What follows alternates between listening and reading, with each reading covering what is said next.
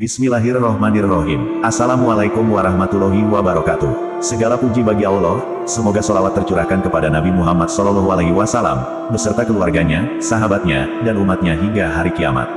Sahabat YM 28 yang dimuliakan Allah. Sebagai manusia, yang terus bertambah usia, mestinya amal ibadah kita bertambah dan dosa kita berkurang. Namun pada kenyataannya tidak sedikit manusia yang mempunyai umur yang panjang justru melalaikan kewajibannya dan malah memperbanyak berbuat kemaksiatan. Coba saja kita renungkan, mulai dari hal kecil sampai besar, berapa banyak dosa yang telah kita perbuat selama hidup dibandingkan amal ibadah dan kebaikannya. Biasanya yang mudah berbuat dosa adalah lisan yang kita ucapkan kepada orang lain. Lisan itu lebih tajam dari pedang, karena luka dengan pedang masih bisa dengan cepat disembuhkan. Sedangkan luka karena lisan, terkadang susah untuk dihilangkan, bahkan dapat menimbulkan dendam. Pada kali ini kami akan menyampaikan dosa lisan yang berkaitan dengan hak anak Adam atau manusia. Dosa lisan kepada manusia, Allah tidak langsung turut campur. Kita punya hutang kepada manusia, tidak bisa hilang dengan haji, tidak bisa hilang dengan puasa, kecuali kita mengembalikan uang itu. Karena hak manusia itu sangat dilindungi oleh Allah. Maka dari itu, kita harus berhati-hati dalam berbicara, jangan sampai melakukan dosa menyakiti hati manusia lain dengan lisan kita. Lalu dosa-dosa apa saja yang berkaitan dengan hak manusia? Berikut penjelasannya. 1. Ghibah. Orang yang menjelek-jelekan atau mengumbar aib orang lain apalagi sesama muslim termasuk ghibah, sekalipun itu benar. Orang yang berghibah dianggap seperti memakan bangkai saudaranya sendiri. Hal ini dijelaskan dalam Al-Quran yang artinya, wahai orang-orang yang beriman, jauhilah banyak prasangka, sesungguhnya sebagian prasangka itu dosa. Janganlah kamu mencari kesalahan orang lain dan jangan di antara kalian menggunjing sebagian yang lain. Apakah di antara kalian suka memakan daging saudaranya yang sudah mati? Tentu kalian akan merasa jijik.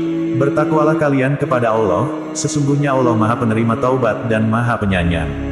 Quran Surah Al-Hujurat ayat 12. Ghibah juga termasuk salah satu dosa besar, sebagaimana yang dijelaskan dalam hadis dari Anas bin Malik radhiyallahu anhu, bahwasanya Rasulullah Shallallahu alaihi wasallam bersabda, tatkala aku di Miraj, aku berpapasan dengan kaum yang kukunya dari tembaga, lalu mereka mencakar wajah mereka dan dada mereka, maka aku berkata, siapa mereka wahai Jibril? Jibril berkata, mereka adalah orang yang memakan daging manusia, karena mereka menjatuhkan harga diri manusia. Hadis riwayat Ahmad nomor 131 dan Abu Dawud nomor 4878. 2. Namimah, adu domba. Namimah pada hakikat adalah perbuatan yang dapat mengadu domba dua orang atau kelompok, sehingga menimbulkan permusuhan dan saling membenci. Hal ini terkandung dalam Al-Quran, bahwa Allah telah berfirman, dan janganlah kamu ikuti setiap orang yang banyak bersumpah lagi hina, yang banyak mencela, yang kian kemari menghambur fitnah, yang banyak menghalangi perbuatan baik, yang melampaui batas lagi banyak dosa. Quran Surah Al-Qalam ayat 10-12. Biasanya namimah timbul akibat adanya perasaan iri hati dan dengki, terhadap keberuntungan yang dimiliki orang lain. Namimah sangat berbahaya, karena dapat menyulut api kebencian dan permusuhan sesama muslim, sehingga akan menyebabkan terputusnya ukhuwah Islamiyah. Sebagaimana diperkuat dalam hadis dari Abdullah bin Mas'ud, sesungguhnya Nabi Shallallahu alaihi wasallam bersabda, maukah aku beritahukan kepada kalian apa itu al-adhu?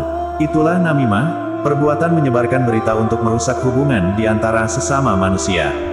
Hadis riwayat Muslim nomor 6802. Ancaman bagi pelaku namimah adalah akan mendapatkan siksa kubur yang mengerikan, sebagaimana disampaikan dalam hadis dari Abdullah bin Abbas radhiyallahu anhuma, dia berkata, Nabi Shallallahu alaihi wasallam melewati dua kuburan, lalu beliau bersabda, sesungguhnya keduanya ini disiksa, dan tidaklah keduanya disiksa dalam perkara yang berat untuk ditinggalkan. Yang pertama, dia dahulu tidak menutupi dari buang air kecil. Adapun yang lain, dia dahulu berjalan melakukan namimah, adu domba. Hadis riwayat Bukhari nomor 218 dan Muslim nomor 292. Dalam berbicara sesungguhnya ada hal-hal yang memang patut dibicarakan, tetapi ada hal-hal yang tidak patut dibicarakan. Dengan kata lain tidak semua yang kita tahu harus kita bicarakan, tetapi yang kita bicarakan kita harus tahu manfaat dan bahayanya. Orang yang berbuat namimah akan diberikan ganjaran tidak akan masuk surga.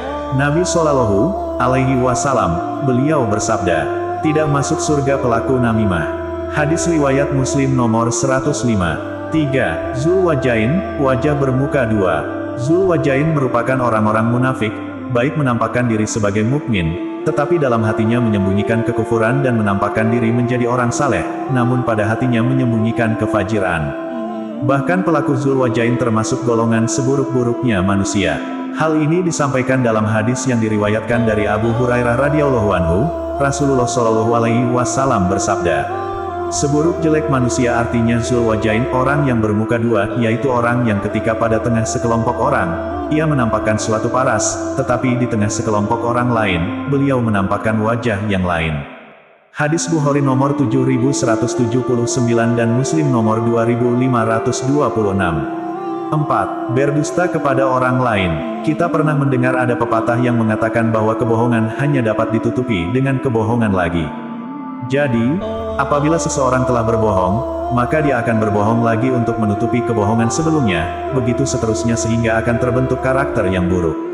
Mata rantai tersebut akan bisa diputus, apabila orang tersebut sadar akan kesesatannya dan bertaubat. Setiap lisan yang diucapkan akan dikatakan berbohong, jika ada menyampaikan sesuatu hal yang tidak benar, mempunyai niat untuk menyesatkan, berusaha untuk menyesatkan, dan membuat orang lain menjadi tersesat. Allah memperingatkan kita akan bahayanya berdusta, dalam Al-Quran yang artinya, kecelakaan besarlah bagi tiap-tiap orang yang banyak berdusta lagi banyak berdosa. Quran Surah Al-Jathiyah ayat 7. Berdusta kepada orang lain itu bisa berupa bersaksi palsu, berpura-pura mimpi sesuatu dan menyampaikannya kepada orang lain, menyebarkan berita hoaks, mengaku nasab palsu, dusta dalam bahan canda tawa, dan lainnya. Dalam hadis pun ditegaskan bahaya berdusta yang diriwayatkan dari Juduk bin Samurah radhiyallahu anhu, bahwa Rasulullah shallallahu alaihi wasallam berkata kepada Jibril dan Mikail alaihi salam, "Beritahukanlah kepadaku tentang apa yang aku lihat." Keduanya menjawab, "Ya, adapun orang yang engkau lihat dirobek mulutnya, dia adalah pendusta.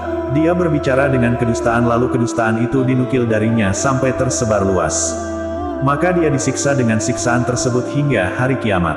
Hadis riwayat Bukhari nomor 1386. 5. Menuduh wanita beriman berzina tanpa bukti.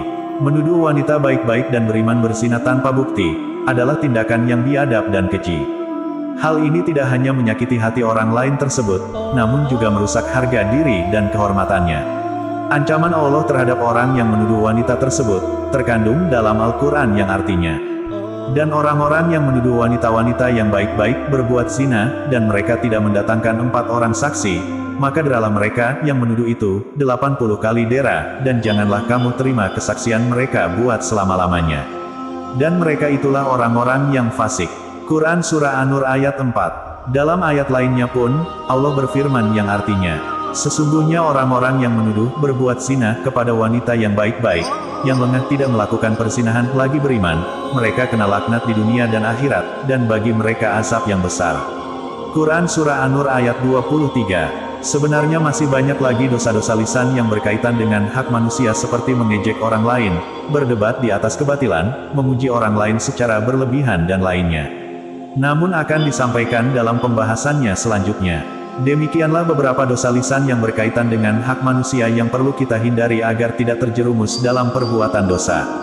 Yang perlu diingat adalah setiap dosa yang berkaitan dengan hak manusia, tidak hanya memohon ampunan dari Allah saja, melainkan wajib untuk meminta maaf orang yang telah kita sakiti atau zalimi. Selain itu jika termasuk harta dan harga diri manusia yang telah tercoreng, maka wajib juga mengembalikan harta dan memulihkan kehormatannya. Semoga Allah menjauhkan kita dari seluruh kemaksiatan dan membimbing kita dalam perkara yang diridhoi dan dicintai Allah. Amin ya robbal alamin. Kami berharap apa yang disampaikan dapat bermanfaat bagi sahabat TIAMYM 28 yang dirahmati Allah. Kami mohon maaf atas segala kesalahan dan kehilafan dalam penyampaian materi ini. Wallahu alam bisawab. Wassalamualaikum warahmatullahi wabarakatuh.